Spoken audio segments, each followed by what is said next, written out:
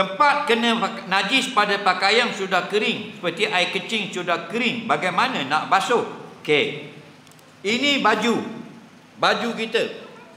Yang kita teringat, anak kita kencing kena di satu tempat di kain kita. Okey. Tapi kita tak basuh lagi. Kita nak basuh balik kerja petang karang. Petang karang kita ambil kain tu.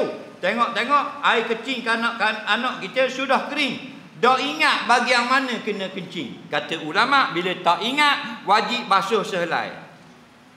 Okey? Kalau ingat, harus basuh di tempat itu saja. Kata kita ingat ujung ni yang kena, tapi dah kering, wajib basuh sini saja. Basuh sehelai juga sunat. Bila? Kalau kita ingat tempat kena, basuh sehelai sunat, basuh tempat kena wajib. Tapi tak ingat mana yang kena, tak ingat dah, tapi memang kena, wajib basuh sehelai. Jelas. Soalan seterusnya.